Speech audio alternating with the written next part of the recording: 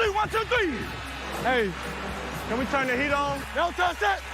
He is going deep for A.J. Brown, who leaps, comes down with the football. It's a touchdown. You cannot throw a football better than that. He is going deep down the far side, and it is A.J. Brown again.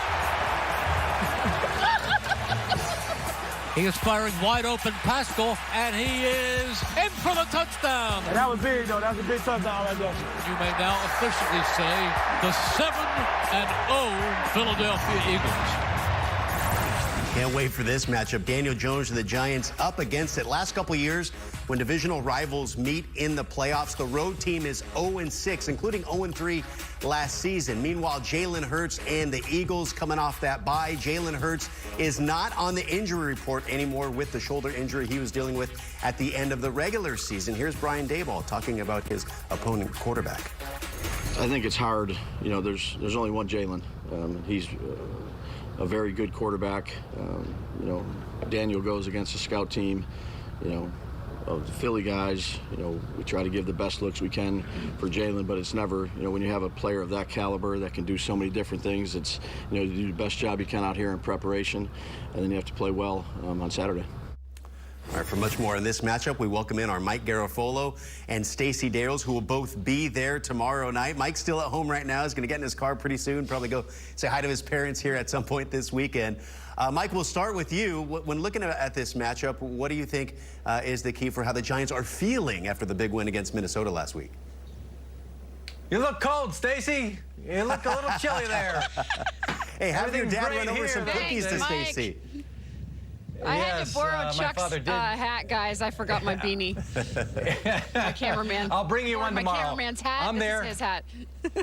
Yeah, we'll both brave the elements tomorrow together, Stace. I appreciate you being down there. Today, let's talk about the Giants end of things. I forget what your question, Omar, was. I think it was just about the general sense of the Giants coming into this one. I think they feel really good. Look, when I was over there in the locker room yesterday, I or some other reporters would ask guys, do you feel like the Eagles have even seen you guys this year? Because the first matchup where the Eagles ran them, the Giants were banged up going into that. Saquon Barkley was on a pitch count. He was really banged up as well.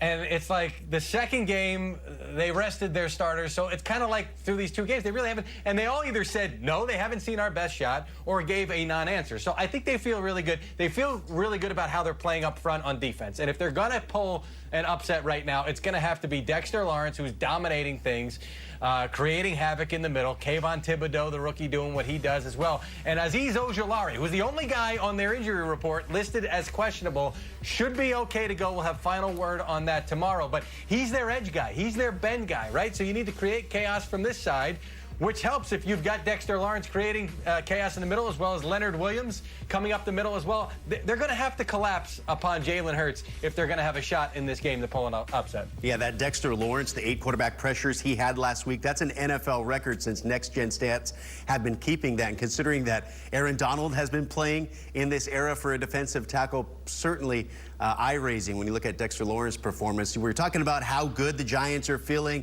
Well, what about the vibes in Philadelphia, Stacey, coming off that bye? How are the Eagles looking at this one? Yeah, you know, Omar and Mike, it almost feels like business as usual. You know, they get that bye and head into this week, and Nick Sirianni talked about it. He wanted to put the guys in pads last week, which is exactly what he did to ramp up things a little bit. The emphasis was fundamentals. Jalen Hurts, by the way, didn't throw in those full throttle practices last week. He returned to throwing on Friday, which was a really promising sign heading into this week. But all that said, I spoke with TJ Edwards, the starting linebacker, leads these Eagles defensively in tackles, about the vibe in the locker room this week. And he said, you know, watching those super wildcard games this past weekend, that gets you ready. You almost feel antsy. But he said you could feel it when we walked in the building on Monday. We knew what time it is. We understand what time it is, and it is time to go. And I just mentioned Jalen Hurts. No mention of him on any injury report this week, despite that right shoulder injury, the sprain that he suffered in Week 15 against the Chicago Bears, which, guys, makes it now 5 weeks removed from that injury and another weekend of rest this week. He told us this week that he was feeling good, and when I asked wide receiver Devontae Smith, who has hauled in 95 footballs from his quarterback this season, if he's been able to sling it out there in practice, he told me, quote, Yes, ma'am. So, hey, we expect a full throttle Jalen Hurts on Saturday night, Mike, and get here and bring a hat for me. I don't know how I bring the cold weather everywhere I go, guys, but I do. The Canadian bringing those cold vibes. You got the vibes in the Eagles locker room, the Giants feeling good with that 8:15 kickoff in Philadelphia on a Saturday night. I guarantee most of those 70,000 fans at the Link will be feeling pretty good come tomorrow night. Mike and Stacy, thank you both very much. Still to come here on NFL Now. We are breaking down the Niners and the Cowboys. Jane Slater joining us next. Much more on Brock Purdy and his MVP this season. You can see the efficiency with which he worked, the passing touchdowns off the charts with that 50 number. But Trevor Lawrence in his own right in his second year developing and looking to win his second playoff game tomorrow. For much more in this matchup, we welcome in our James Palmer and Mark Ross. Mark, I think we'd all agree that it would take a Herculean effort for the Jaguars to pull off this upset. How does Trevor Lawrence and those Jags do it? Yeah, no doubt. I mean, the Chiefs have been the standard over the last 5 years since Patrick Mahomes has been there. Patrick Mahomes has been the standard of quarterbacks, likely MVP once again this year. But this Jaguars run reminds me of Cincinnati's run last year, where you had the first pick in the draft, Joe Burrow, kind of arriving a little ahead of schedule, getting the Bengals to the Super Bowl, elevating his play at each step. Now you have Trevor Lawrence and the Jaguars. First pick in the draft. We know the struggles last year under Urban Meyer, but this year, see him picking up steam every step of the way.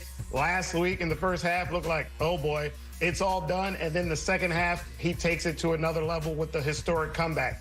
So now he has to take another step. Just like Burrow beat Mahomes last year to get to the Super Bowl, Trevor Lawrence right there in front of him to beat Mahomes head-to-head, beat the Chiefs, go into Arrowhead, and have another statement win. Every transcendent quarterback needs a big-time performance to elevate themselves. If Trevor Lawrence goes into Arrowhead and beats Patrick Mahomes, he'll be right up there and talked about with Burrow, Mahomes, and Josh Allen. So it'll be intriguing to see if he can get it done. We've seen some similarities with those quarterbacks, given those second-year comparisons. But another similarity, James, is they both rely heavily on their tight ends. What more can you tell us about that storyline?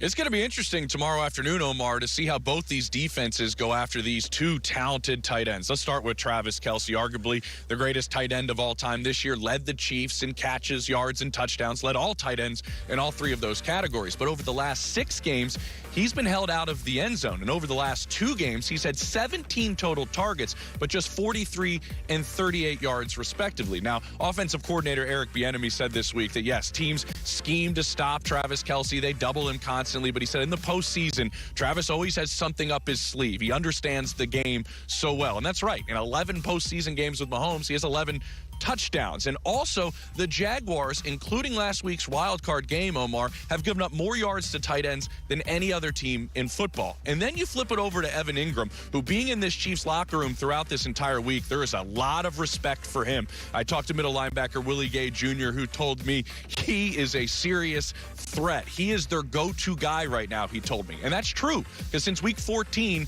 he's the 6th leading receiver in the entire NFL. And when I talked to safety Justin Reed, he put it best by saying, if I watch the film the whole year, yes, he's clicking right now with Trevor Lawrence, but he's been open. If you watch the film for the duration of the season, he does something, Omar, at the line of scrimmage that in his mind that so few tight ends do, which is his ability to get off press, his ability to find himself into his route quickly.